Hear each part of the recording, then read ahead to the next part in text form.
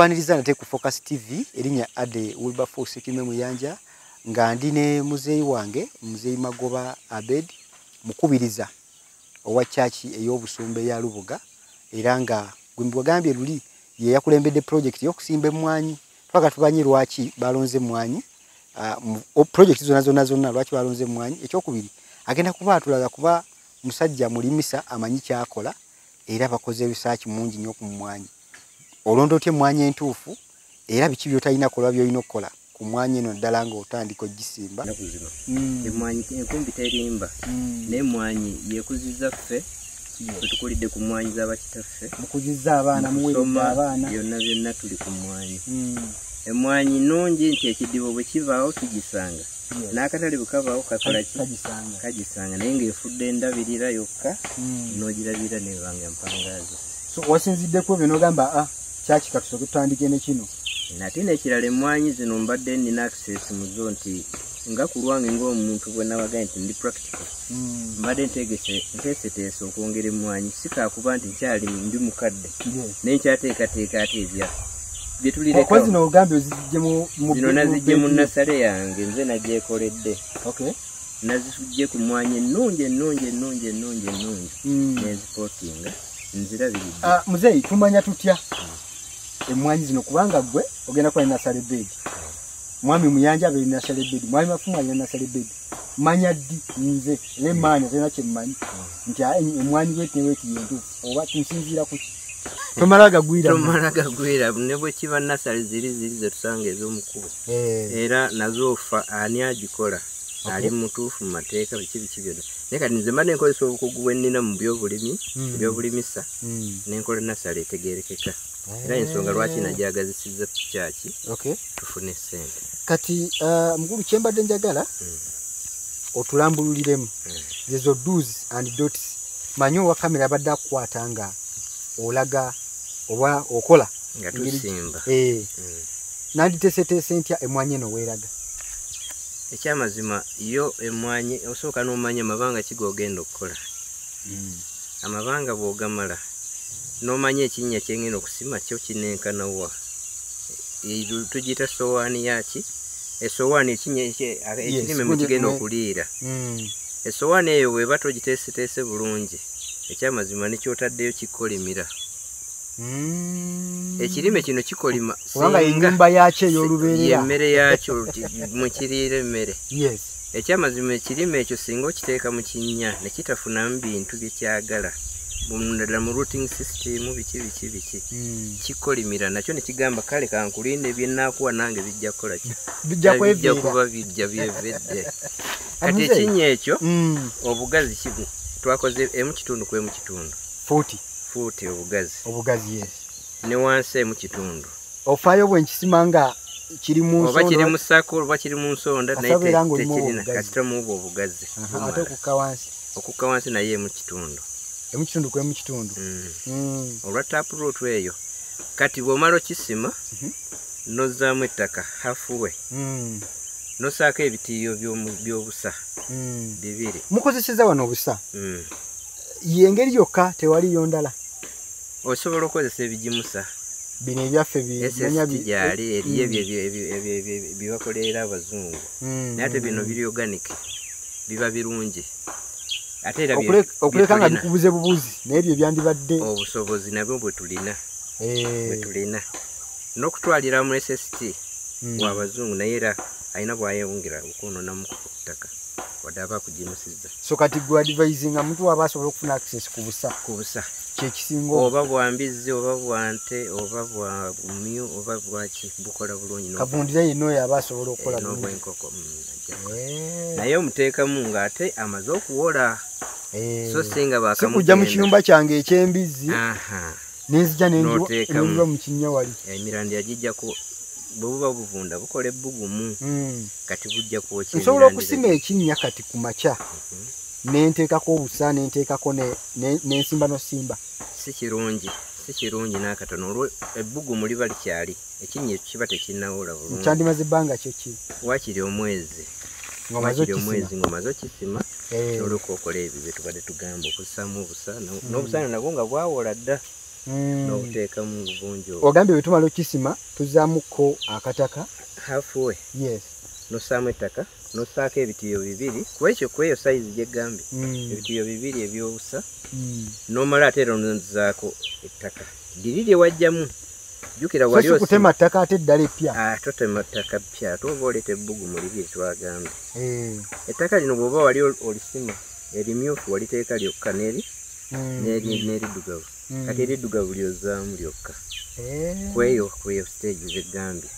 Bw'omala okussa obusa obutaddemu ozzaako n'ojjuza ekinnya. Ng'ojjuzisa era ddiri ettaka lyokola zikiri wajjamu eriddugavu. Kati essowaani eyo togijjuza gye twayise essowaani. Lekayo inches 2 waggulu. Wabenga wasobola okulaga nti bino kino ekiki. Walaga nti waliwo ekinnya ekyagenda mu gundi. Ekyagenda mu obugagga bwaffe. N'ekirala. N'ekirala ekinnya yako kiyamba enkuba bw'eba etonnye okufuna amazzi agagenda mu ki? Negeregama wali mu kinnya ekyo. N'ekirala enkuba bw'eba erudde okutonnya tufuna ekyeya. Eryo ettaka amazzi agagenda mu gawangaala ebbanga ddene okusinga ate atema kinnya. Ekikubisa okuyita mu kyeya. Oyita mu kyeya nga ate nga totawanye n'amazzi manya kutukirira. Kiba kikireka amazzi. So bwe maliriza okusimba akantu kano ndabye bangi bakaaba ku kukala. Kyekiviirako ensigo eno okukala. Okukala kusinziira bintu bibiri. Esayizi y'ekinnya yateeka katono. Ate oluusi ne taproot eyo neteegazaanya kunoonyayo mazzi wansi. N'ekirala omusana guyinza okuba nga yasimba mu kiseera kikyamu. Omuntu yandisimbye mu biseera enkuba eneetera okujja eweddeyo. Kati ffe lwaki tusimbye mu mwezi guno ogusooka? Enkuba etonnya mangu mu Gwokusatu. Kati ate omusana gwaka katono ne guddamu enkuba neddamu neeyunga nga tewannakala. Naye kibi nnyo okusimba mu Gw'omunaana. Ojja kusanga sizoni y'akasana ebanpanvu n'emmwanyi awo ezikalira. Era gavumenti ekola nnyo ensobi oluusi mu kugabira abantu negaba mu sizoni ey'okubiri abantu ne bazikaza ne zibakala. Muzeeyi otulaze engeri gye basimbamu n'ebiki bye tulina okwewala ku nsimba eno. Bwe tumala okusimba akantu kano kamala bbanga ki? Wakati ffe abavubukamu ne twagala ebintu ebitatulwise nnyo ate nga bakaddemu mwandibyagadde naye ate kati ffe twagala nnyo ekintu tumanye bbanga ki lyengenda omumala ndyoka ennoge ku ssente. Ekyamazima mu reality nga bwe nawaga nti nze ni practical. Emmwanyi eno bw'ogirabirira obulungi mu kumaintaininga omuddo biki bw'eba tefuna muddo gugiriiririra. Emmwanyi emmwanyi eriira kungulu.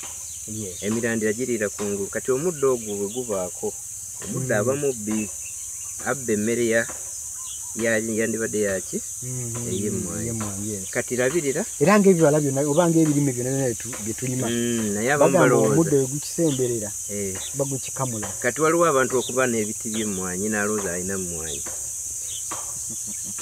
Olinga alina ebiti by'emmwanyi ye ng'alowooza alina emmwanyi. Ng'alowooza alina mmwanyi.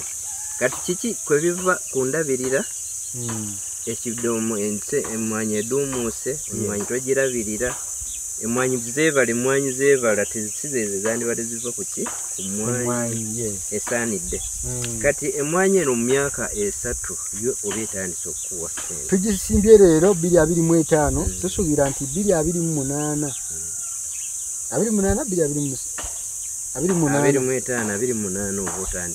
oba otandise okulya ssente. So nga ate omuntu yenna bw'agirowoozaako ayinza okugamba erwawo nnyo naye se bw'oba nnyabo emyaka 3 emyaka 3 kintu kitono nnyo ate ng'ekisobola okubeera nga kikugasa mu bbanga eritali ddene. Ate n'ekirala eryo ebbanga olaba ng'erinene naye kino bwe kiba kikuwa ssente ekitasula woosula tekisula woosula kikula gwe kirabirira eddayo eka kijja kula nga n'esatu giggwako nga tomanyi. Okay, kyembadde ngamba nti omuntu yenna ali eyo nga wandyagadde okufuna ensigo eno ennungi era mu bantu abatuufu. Ennamba y'omukulu njagiteeka ku screen okwo tubire nga tumweyambisa ebintu byakola abimanyi ate naye abyekolera.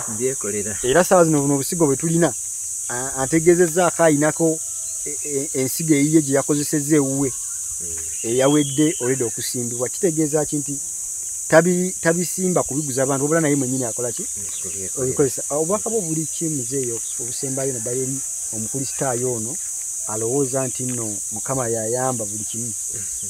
Ekyamazima Katonda yatugamba mugende mu nsi muzaale mwale, naye ate awa omukisa emirimu gy'emikono gyo. So si kusaba busabi nti kansabe emmaanu luli emikisa gyajjanga emmaanu neeva mu ggulu neegwa ng'osabye ennyo, naye kati awa mukisa emirimu gy'emikono gyo, kati olina okuteekamu okufuna. Olina okuba nga olina kyokola. Kati tujja kwagala ekimu eky'ekkumi, tujja kwagala okuzimba obusumba, tujja kwagala okukola projects ez'enjawulo, neega kyetukola ku kanisa wakirineeka kikole kibeerewo okukulaakulanya gwe wennyini. Lema kukiraba ku kanisa nga mukikola ate wakola emikikola ki? Enkulaakulana y'amakanisa eva ku gwe wennyini mu makaago. Bw'oba obubi ne kanisa ejja kuba bubi. Katono nnyo nga tumaliriza. Nsigiramu ku kifaananyi ku eka eno egendamu obuntu bumeka era buli kantu kasente mmeka? Eka enzungu tulina eka 2. Tulina eka enzungu eyeri standard mu nsi yonna yeba yenkanankana. Netubaamu n'eriwa? Netubaamu n'eyika eŋŋanda. Eyo buli omu alina eyiye? Eyo buli omu alina eyiye kubanga eba ya yaadi. Eba mu yaadi ate nga yaadi tezenkana. Kuba yaadi bagipimisa eno gye bayita 40. Kyokka ate buli muntu simanyi buli muntu alina ekibatu kye. Buli muntu alina ekibatu kye. Kati buli lwawoze 15 yeeba yaadi. Kati yaadi 15 ku 15 yeyiika eŋŋanda. Kyokka 40 yiika enzungu eri mu meters. Sentimita 10 ye mita. Kati mita 4 ku 10 mita 10 ku 4 yeyiika enzungu. Mu butuufu mu kugeraageranya okwangu yiika eŋŋanda erimuka yiika emu enzungu nerumbira n'akatundutundu n'ekimu kyakuna ekyeggulo. Kati yo tebayiika mufe, naye bweba njogerera mu yiika eri standard ebikolo 10 ku 10 futi 10 ku 10 kikolo ku kikolo bivaamu ebikolo nga 4 bina mwana. Okay. Bina mwana era n'ebitooke bwe bityo. Akantu kano tukafunira mu bbeeyi kisinga mba nkeetaazi? Akantu kano nze mbadde nkatundira ku 5 kuyamba buyambi bantu naye ng'emmwanyi okutwalirawo mu eri waggulu, naye nze mbadde mbugabira ku 5. Nusu 5. So bugabi omuntu tatunda kubanga wekabanga baba katunda 10 ina guna kuira kunga katunda 10 n'olukumi n'akakugabira ku 5 kitegeeza obanga awadde lebayo okuwa bana abaana abali mu bukola ki mu buwumba. So kigezeeko leero osimbe ku mmwanyi leero olabe kiyinza okuwa mu maaso eri. Tuve mu kwekubagiza ne kasooli yafudde, kasooli taliiko bbeeyi, bijanjalo byagaanyi, ebinyeebwa ngenzo bikuula nga teriyo kintu kyonna mu ttaka, naye ng'ate mmwanyi terimba because ogirabako. Ifo tijyoteekamu ogisanga ne ku bbeeyi ekusanga. Muzeeyi ng'osiibula abantu baffe abatulaba mu kigambo kimu 2. Mbadde njagala nnyo okukubiriza abavubuka ebudde bwaffe tubumaliridde nnyo kufuna amangu. Ne tulowooza nti nekirwawo kijja tulwisa okukola ki okufuna, naye enviiri enzirugavu ze zirabirira enjeru. Buli lw'ogayaala mu buvubuka bwo obukadde bugenda kumenya nga gwe onenya gavumenti obutakuwa buli kimu. Naye nga tene gavumenti gyonenya waliwo abagigagawaliddeko. Mulimu abagigagawaliddemu ne babulwa ne ssente baziteeka. Naye mufuba abavubuka okulaba nga mujjumbira ebintu bino nga mukyali. Abavubuka bajjumbidde nnyo bodaboda, ate ngero zikuwa kyakulya kya leero. Emirimu gye tusinga okwettanira gituwa kyekyo kituyisa mu olwo olunaku. Naye nga mufube obutanyooma mirimu.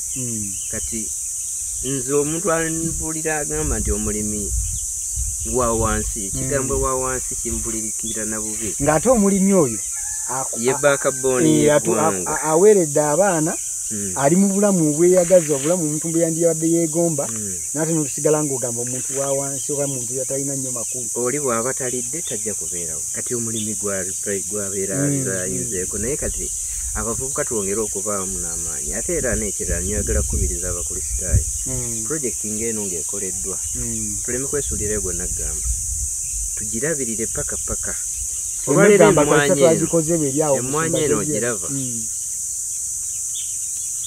bw'eba emaze okumulisa ekimuli ne bweba tennamulisa waliwo ekigimusa kye bayita nutriplant nze nakyo nakikozesezzaako naye omuntu atuuka ku mmwanyi yange n'agamba naye ne mmwanyi wagijjawa yabbanga kinga nebyomugamba obunene bwayo bwokka wagijjawa naye nga ekyama kirimu kya nutriplant gw'ogikubye si wa sente nyingi ate ajja kwongera ku sente eza kase kati kase kiro ya kase eri kugumu n'ekitundu ako kanyumidde nnyo kubanga ennaku zito eri kugumu n'ekitundu naye omuntu tuliddawo ne tulima ebintu kati omuntu bajja kusondesa sente ogulabe ng'omutwalo nze mba mbala ka kiro kamu kempaddeyo gumu n'ekitundu tetuyinza kubanga tusukka wano obadde mulabi mulungi okubiri gye twatandikidde nga tulina omukubiriza owa Lubuga Church of Uganda mu busumba bwe Lubuga nga atulambulira engeri ki gy'oyinza okuba nga osimbamu emmwanyi yo biki bye wandibadde wegenderera naddala nga osalawo ku kika ky'emmwanyi ky'olina okuba nga olima for now tuyinza kusukka wano tujja kuba tudda mu interview zaffe eziddako mbadde Ade Wilberforce Kimuyanja ku Focus TV ku subscribinga ku Focus TV yange bingi